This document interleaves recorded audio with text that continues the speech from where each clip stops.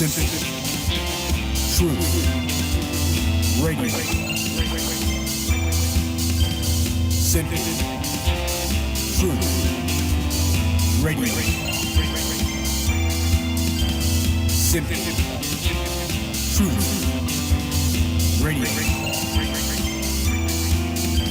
Simple, true, radio.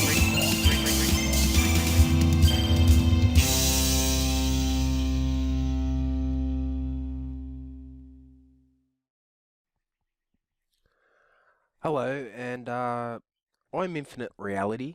So are you, and so are all of us.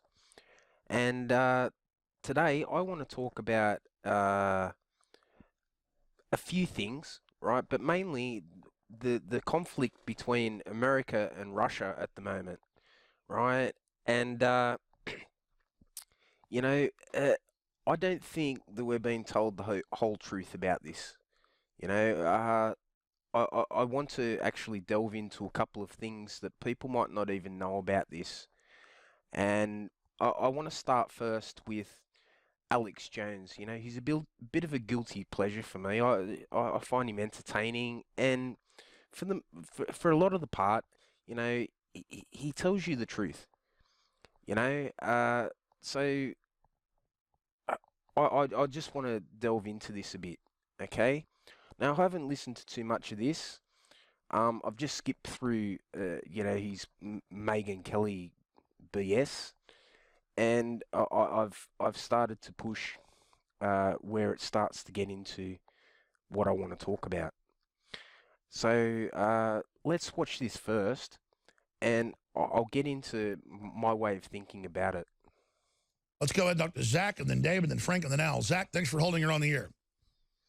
Alex, thanks for having me. It's good to be back on, and I just wanted to connect some dots from a military intelligence perspective. So, greetings from CENTCOM. They hate to hear that over the airways, but we're going to do what we got to do. So, this whole Russia thing, I don't think you know how critical your role is in this, because it is critical. But I don't know if you saw the Oliver Stone 4-piece series on Putin. I didn't have a chance. I hear it's excellent. Okay, so the Oliver Stone piece came out just after Megyn Kelly's debacle with him, where she basically, I mean, she looks like an idiot talking to him. He talks her down. Then Oliver Stone puts out his piece where he looks completely credible, completely breaking down Syria, completely breaking down everything. Then they panic, push your interview. Not to mention they panic. They hear Russian and Putin's view on North Korea, which is a problem for them. So not only do they push your interview, demonize you, tie Trump to you, they knock down a plane in a sovereign country to push Trump to a point where he has to go to blows with Russia, because they are done. Bezos and the Apple CEO are going to the White House soon. They got Kushner in the Middle East now. They've picked their sides, and you are critical in this. They can't stand it, but nobody cares in the intelligence agencies. The three-letter agencies are incompetent. The only three-letter agencies that really matter nowadays are WWW, and that's followed by whatever website you want to go to for real news, because that's what the intel community is listening to. That's what they're operating under, and we're in this thing. There is a quickening going on. Now, they can't stand that they got guys like me talking to you on the phone, guys like Tim Kennedy who are on the ground right now, and I can't get into that, getting on your show, okay? But this is real. We swore an oath to the Constitution, and we are liable under the United States Code of Military Justice to protect and uphold the Constitution. So I don't know what they think they're pulling, but they are desperate. And I got a couple more points, but you go ahead and elaborate. No, and you've called before and given us really, really great information, and most people I know that are in government agencies are, like you said, they're totally upset about what's happening. They know we've shot it with radical Islam. They know that the globalists are trying to sell the country out. They know Hollywood basically runs the top of the government and just wants to wreck the country in some pissing contest. And so it's just basic sanity is prevailing. And then Trump wants to knock out ISIS and clean up the problem, but others inside want a wider war to knock out Assad. So the Russians have let Trump or his own people hit the chemical dump, blow up the convoy, shoot down the plane. Now they're saying no. I'm worried that, you know, Trump obviously isn't calling the shots on that. Somebody else in deep state is going to send in an aircraft, launch a missile. The Russians are going to shoot it down. They're going to go wake Trump up at 2 in the morning and say, sir, the Russians just shot a missile down, or they just shot down our plane, and then we're off to the races. I mean, this is insanity. If Russia was on our borders or flooding us with jihadis or in our business, that'd be one thing. But I'm sorry, Russia's not in our business. He's more right than you think. Trump is not in charge here, and it's blatantly obvious to me. You know, there's been a couple of things that happened the past couple of days that I'll get into, and it will show you that no, actually he's not in charge, and they're actually trying to blackball him from doing his job as the president of the United States. But you've got this rogue state, this rogue deep state, up there trying to overthrow Trump and trying to box him in now. What's the info you've got, and where do you see all this going? So basically, the media completely overstretched their bounds here. They were completely put off guard by Trump, which stopped the kinetic momentum that has built within the military. Because you have to understand, a lot of these generals have been there for 2-3 decades. So presidents are interchangeable, as Putin elaborated in his. Look, if you hear this noise here, means I'm lighting a smoke, and if you don't like that, cry me a river. Down with Oliver Stone. However, what they're doing is using the media. They're using the media as 37 series of the United States military psychological operations. And the media is being used in that capacity for the left in their agenda. However, it's blown up in their face. The stock markets are soaring. So their investors, their advertisers feel that. They like that. They see it's falling apart. But from a military perspective, the next 24 to 48 hours is so critical that there's a lot going on, and they got us so distracted. I don't think people understand. Okay. First off, the figures in the stock market are all about confidence, right? And at the moment, confidence is high in America. But to be honest, that doesn't mean a lot. And I'll go into that a bit further, right? Confidence only gets you so far. But when you're actually flat broke, like every country in the world is, you know, we run on a debt system here. This is why we borrow from central banks. And when you're in debt, when are you ever ahead? Okay. But make no mistake, Russia is the only government in Syria that has been invited. I understand ISIS is there. I understand what's going on. That is a sovereign country, and the only government that has been invited there is the Russians, and that's what Vladimir Putin talked about a week ago.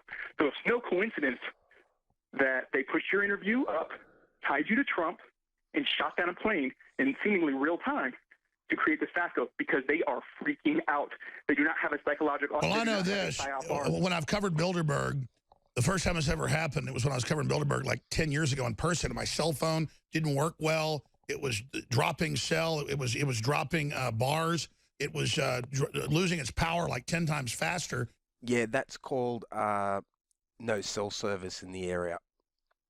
Getting real hot in my pocket. It happened to everybody. Then I even had guys pop in sometimes and make threats and things and laugh at us. And then one time I was in the hotel before they shut it down in Chantilly and went into a back room where they were all in a conference room listening to the phones and stuff in live time, a bunch of different agencies. And I kind of sat there and listened to them talking, well, no, that's this Navy satellite. You got to use that Air Force satellite to track that one. That's how we pick up those feeds on those phones. And then I'm like, hi, guys. And they all completely freaked out. But the point is, it's been a while since in live time they're jacked into my phone using it as an audio device. It happened to the engineers. It happened to a bunch of the writers in the last week. So then I realized, oh, my gosh, this Megyn Kelly thing is part of a larger psyop, again, to discredit Trump. But it didn't work. It had record low viewers. Not only did it not work, you have Kushner going to the Middle East, and you have Cook, the Apple CEO, and Bezos going to the White House. This is a signal to the financial markets. They've picked their sides. That side of the media is done. They not only did they lose the election, they lost control. And they cannot back them anymore. Okay, this is critical. Right, and he's right there. This all comes down to the confidence. You know, if your corporations don't have confidence in what was happening before, they're going to move into different territory. They're going to try and change things, because bottom line is profit. Profit, profit, profit. Right? And if you don't, as a CEO, that is your bottom line. You have shareholders to be accountable to. And if you don't bring the profits, you're out the door. Critical though, because you do have rogue elements who are operators on the ground right now. Again, these people have been there for 2-3 decades. But make no mistake, this is a message to the President of the United States. Mr. President, we need you on the ground in MacDill, in CENTCOM. You could be read in on this, and you have to take charge. That's all there is to it. You are in charge, okay? These guys who are power hungry and out of control, they're there. They're read in. They're made men. But you have the power to literally trump them. How fitting. And you need to do it. Because when you got guys like me and No, I agree. Just like George Washington, he has to take direct command of the military. Because he's so respectful of everything, he turned it over to the military thinking it wasn't infiltrated. He doesn't know it's been infiltrated as well. Look, here's where I've got a problem with America in general, really, right? Their economy is based on war. So without war, they fail, okay? So if you are trying to run a country and have it profitable, especially America, right, where there are so many weapons manufacturers that you can't even count. Look, I'll give you an example. Did any of you know that General Electric has their dirty little fingers and toes in the manufacturing of weapons? Not too many people do. You've got to look this stuff up, you know. So when you have a war-based economy, you need war. And that's the biggest problem I have with America. And when there's guys like me and Tim Kinney on the ground, we're just not going to follow that order. And I hate to tell you that, but I'm not going to commit treason. I rose my right hand in front of that American flag at a Met station in Tampa, Florida, before I joined the United States military. Now I'm out of active duty, but I do some things. I won't get into that. Well, I'm sure everybody does things after they're out. Exactly. Yeah, but expanding on this, I want the listeners to realize the left wants a civil war. They're pushing one for real. And then once it starts, they're going to claim everybody that's pro-gun, pro-America is a Russian agent. That's why they've had Washington Post articles saying, we got guns and God from the Russians. Literally saying, if we want guns and God, we got it from the Russians. That sounds like crazy branding. But to their libtard audience, it's real. Now, again. Well, it doesn't just sound crazy to Americans. It sounds crazy to everybody else. Everybody else. We stand back in other countries, like I live in Australia, and I watch this and I think, how crazy are you? Really, how crazy are you to buy into all these memes that a media is pushing? It's absolutely crazy talk. But let's continue. I've wargamed this. I don't think this globalist takeover is going to work. That's why they need to back off and pull back right now. If you put together a timeline of the Megyn Kelly-Putin interview, sit down, that immediately followed by the 4-day series, or the 4-part series on Showtime with Putin, you follow that up with the lead up to your show with Megyn Kelly and the shooting down of the Syrian plane. I got to tell you, it's obvious. And it's not a big secret. And quite frankly, the exercises that they have planned for later in the year, just not military, not attack exercises, but for operational exercises, this is out of control. This stuff's been planned 2-3 years ago, and the President of the United States has the authority to land that Air Force One in MacDill, get read in, and change this. No, I hear that. I didn't, but he is right about one thing, right? The president supposedly does have the power, and he's not utilizing it in the correct way at the moment. And to be fair to him, he is being pushed and pillared by both sides of the aisle and cannot get one thing done properly. So I'll give Trump that. And I'm a bit of a Trump supporter. I actually backed him to win 12 months out. I thought the moment that people understood that he was going to run, yeah, it was obvious. He's a businessman. He's well known. He's popular. Yeah, what more do you need in America? It's politics is entertainment in America. And this is why InfoWars is so popular. But getting back to what I was talking about earlier, where I think you're not getting the full story here. Now, I'm going to go to a person called Joseph P. Farrell, and he has a brilliant website called Giza Death Star. And he wrote an article today called More Russia Sanctions from the US Equals Deteriorating Relationships with. Right, and let me read this for you, okay? A few days ago, I blogged, finally, yeah, because he takes some time off every now and then. He writes a lot of books about my long-held suspicion that the USA was waging some sort of quiet economic warfare against Germany. It's a suspicion that I've had for quite some time, and even on occasion discussed it in private with various colleagues. Certainly there is something going on, given the strange German presence on the fringes of some well-known and tragic events. Consider only the presence of Andreas Strassmeyer in the Oklahoma City bombing, or the strange German connections in the 9/11 event. Brackets, notice I'm carefully avoiding JFK. Well, he wrote a whole book on that, but that's another story. Since then, we've seen various fines levied against Germany and Europe's largest bank, Deutsche Bank, in an almost steady stream, to the point one almost begins to ask, how much will the Deutsche Bank be fined by the USA this week? Then, of course, we've also seen various fines imposed against German automakers and so on.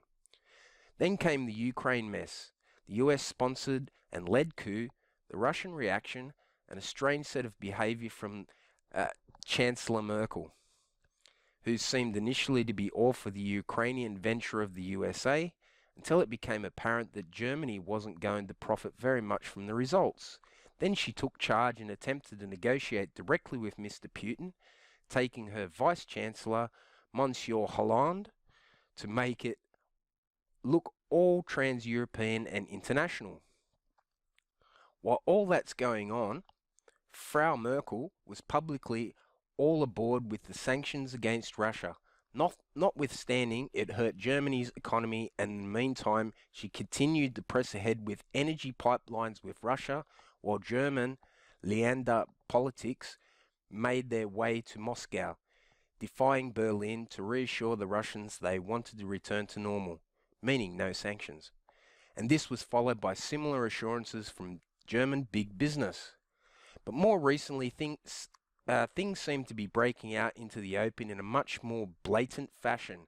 For Germany, at least, seems unwilling to soft pedal the matter anymore. Frau Merkel has come out recently and stated that the UK and USA are no longer reliable allies. Now that's a big statement right there. You know, considering World War I and II, you know, these two countries were going against Germany, and after that became allies, right? For the Chancellor to come out and say that they're not reliable anymore, well, get you thinking a little bit. Okay, and never one to let slip in an opportunity to call for more Europeanism, has called for more effort on defence, not only from the EU members, like our own country, but from the EU itself. The US Senate last week passed a new bill imposing more sanctions on Russia and hand-tying the Trump administration from relaxing any sanction without Senate approval. Now that comes back to the bit that I was saying, that I don't think Trump is, you know, steering the ship here. And there's plenty of evidence to suggest that. Only Senators Rand Paul and Bernie Sanders voted against the measure. You know, two of the actual most clear-minded and clear-thinking people, one on each side, by the way, in the whole Senate. You know, isn't that funny? Right. But sanctions against Russia are also impositions on Germany, and something tells me that Germany will not act to impose similar measures as the US Senate. The following article from Zero Hedge shared by Mr. HB says why.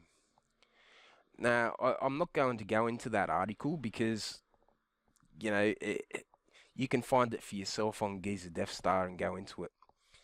The first four paragraphs are worth pondering carefully.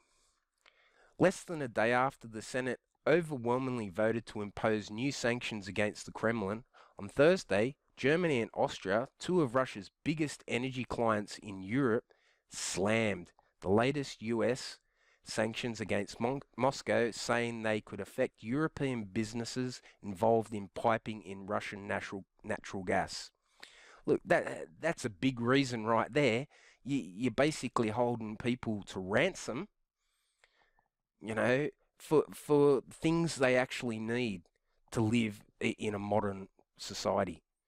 That's, that's a big reason to denounce this stuff, Shortly after the Senate voted Wednesday to slap new sanctions on key sectors of Russia's economy over interference in the 2016 US elections and aggression in Syria and Ukraine, in a joint statement, Austria's Chancellor Christian Kern and Germany's Foreign Minister Sigmar Gabriel said it appeared that the Senate bill was aimed at securing US energy jobs and pushing out Russian gas deliveries to Europe. Gabriel and Kern also accused the US of having ulterior motives in seeking to enforce the energy blockade. Absolutely. There's more than one reason here, and I'll get to that a bit later, which they said is trying to help American natural gas suppliers at the expense of their Russian rivals. And they warned the threat of fining European companies participating in the Nord Stream 2 project introduces a completely new, very negative dimension into European-American relations. In their forceful appeal, the two officials urged the United States to back off from linking the situation in Ukraine to the question of who can sell gas to Europe. Europe's energy supply is a matter for Europe and not for the United States of America. Absolutely. And this is a big problem with America. They want to poke their nose in everywhere. Let's have a look at Libya. Why did they poke their nose into Libya? Well, because it was the gateway between Africa and the West. And look what happened when you got rid of Gaddafi. Europeans were flooded with migrants. It's a no-brainer to me. Kern and Gabriel said the reason why Europe is angry, some Eastern European countries, including Poland and Ukraine, fear the loss of transit revenue if Russian gas supplies don't pass through their territory anymore once the new pipeline is built. While the diplomats said that it was important for Europe and the US to form a united front on the issue of Ukraine, we can't accept the threat of illegal and extraterritorial sanctions against European companies.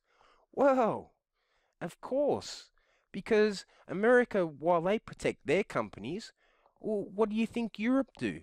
They protect theirs as well.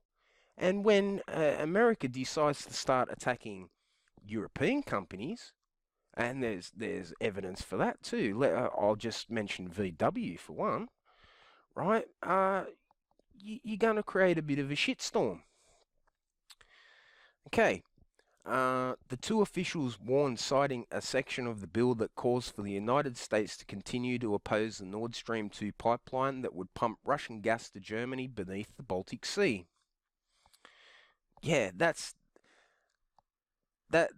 article might be well worth reading. But I'll go back into Joseph P. Farrell's assessment of this.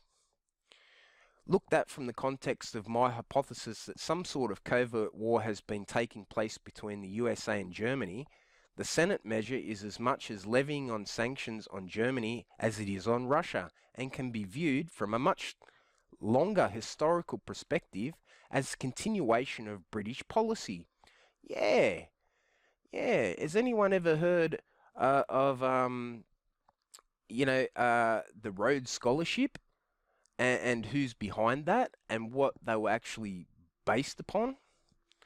There's a whole story to be told there. Maybe another day.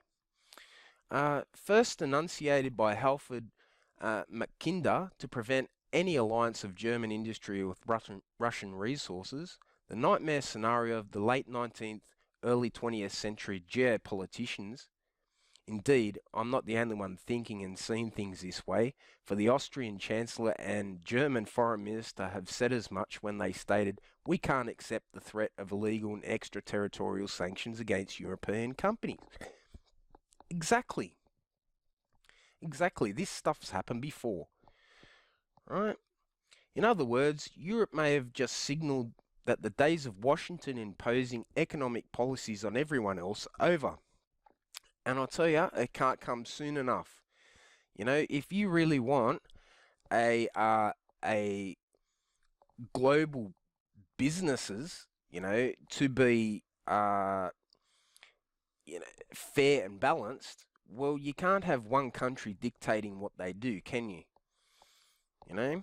So let's move on. Washington's heavy-handedness with Russia, coupling with the sanctions to the Ukraine, is having diametrically the opposite geopolitical effect than what is needed. It is driving Germany and hence Europe away, and this is geopolitical folly of a very high order. If the current BRICS BRICS nations, but Joseph P.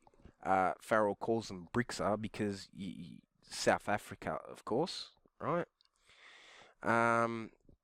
India, China, Russia in particular, is a bloc we need to be cautious about adding Germany and Europe to the mix.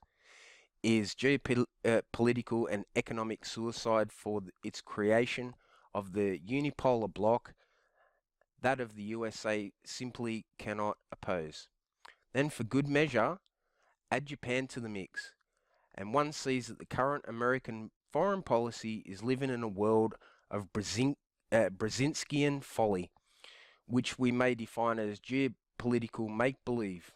We are driving our most powerful allies away and replacing them with, well, no one. On this one, the Trump administration stance makes much more long-term geopolitical sense. It's time to quit demonizing Russia, absolutely, because whether we like it or not, Russia is a key pivot point in the current geopolitical situation. We may never be friends, but to keep slamming the door in Russia's face serves no one, and the Germans are well aware of it. Yeah, absolutely. The demonization of Russia, I've just shook my head at. Why would you want to poke the bear with a stick? I've never understood it. I didn't understand it when I grew up through the Cold War. I don't understand it now. You know, why? What is so different between these two powers? Okay? And look, a Cold War was very profitable for America. Not so profitable for Russia because it ended up bankrupting them. You know? But it was very profitable for America, and I can see America would love to return to those type of days. You know, they look back at it in fondness, and it's not a good thing. It's not a good thing for anybody. Right, but there's something else going on here. Right, I don't know whether too many people know about gold rehypothecation. Now, rehypothecation is simply where, okay, Germany wants to put all their gold in Fort Knox, for instance, okay? And they're going to put all their gold in there. And meanwhile, while the gold's just sitting there, America's going to smelt it down, restamp it, and resell it, right? And once they've resold it, they're going to smelt it down, restamp it, and resell it again. And this is one of the fundamental things that have been going on behind the scenes that no one knows about. The rehypothecation of gold is crucial to what we're talking about today. And no one in mainstream media, not Alex Jones, not anyone, even touches it. Except Jim Willie here on Goldstock Bull. All right. Excuse me. The battle is on for delivery and verification for official gold accounts. Evidence grows that much of it is gone, and when demanded, replaced with urgency. Yeah, of course. I wonder where they're replacing it from and how much gold's actually in it. It is soon to transform into a global gold war.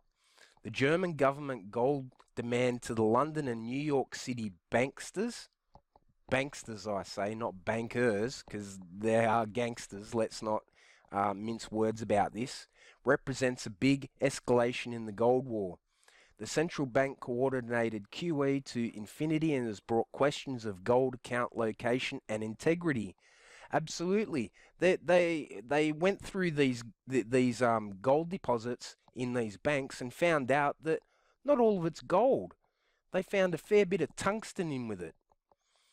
The allocated gold account scandal is the natural event to follow the Libor banker scandal. Well, let's not even talk about all the banker deaths over the years. You know, probably people that wanted to come out and talk about this stuff. Yeah, just easy to kill them, you know. QE3 will assure a gold rise past the $2,000 mark, but the new scandal will take the gold price to $5,000. Yeah, isn't it profitable? The powerful gold factors are aligning and in place, led by permanent ZERP and unlimited QE. You know, and they're just talking points, but that's the crux of it right there. This is what's happening. Germany requested their gold back from London and New York banksters, right? And they can't give it back to them. So what do the US do? They decide to actually put sanctions on Russia to stop the pipeline going through to hurt Germany. It's as simple as that. That is what's really going on. You know, and when you understand what's going on, you look back at it and you go, well, how can the world get on? How is countries not going broke? Well, it's simple. They keep propping up their debt-based economies, right? And no one knows the wiser. No one asked the question. So this is what's going on. You know, I won't touch any more of that because I want to get back to Joseph P. Farrell again, who wrote an article in 2016. You know, he says, remember that German gold repatriation thing? Well, it's going. Okay? A couple of years ago, one of the stories we were watching here was Germany's attempts to repatriate its gold from the New York Federal Reserve, the Bank of England and the Bank of France, and bring it physically back to the Bundesbank's vaults in Germany. That move, you recall, began as a popular movement rather than within the German government itself. It began first as a request for a full audit of Germany's reserves, reputed to be the second largest in the world after the United States. Well, isn't that funny? You know, very funny, because who are we talking about? What's really going on here? Russia's just the pawn in this, unfortunately. And this is the real bloody game being played behind the scenes. At the time, I also pointed out it was not the first time something fishy seemed to be going on with Germany's gold bullion. For I also noted that in his memoirs, former Reichsbank president Hjalmar Schratt recounted an episode which occurred during his visit to the USA in 1928. Back then, Schratt visited his old friend and then governor of New York Fed, Benjamin Strong, and asked to see if the Reichsbank's gold reserves at his host led him on a tour of the New York Fed's vaults. Moments later, the staff come back to the two central bankers to report that they could not find the Reichsbank's gold reserves. Schratt then records a response that seems incongruous to this day. Another amusing incident arose from the fact that the Reichsbank maintained a not inconsiderable gold deposit in the Federal Reserve Bank in New York. Strong was proud to be able to show us the vaults which were situated in the deepest cellar of the building, and remarked, "Now, Herr Schratt, you shall see where the Reichsbank gold is kept." While the staff looked for the hiding place of the Reichsbank gold, We went through the vaults. We waited several minutes at length. We were told, Mr. Strong, we can't find the Reichsbank gold. Strong was flabbergasted, but I comforted him. Never mind, I believe you when you say that the gold is there. Even if it weren't, you were good for it. It's replacement. Right? So this just shows you the money scam. It really is a scam. You know, your money is not backed by gold. It's not backed by anything, right? And even the gold doesn't really mean anything to them. Because if it did, he'd be jumping up up and down right there, wouldn't he? You know, but oh no. You know, and this is what I think is going on today. Once they found out that all the gold was gone and had been resold and resold and resold and resold again, then Germany had a big problem with that. So what do America do? Turn around and find them and find them and find them. And when that doesn't work, then they bring Russia, Ukraine into it, and all the things that we've seen up to this day for the past couple of years. There's the story. I hope you listened right the way through, and good luck in researching this stuff for yourself, because it's going to take a while. Cheers.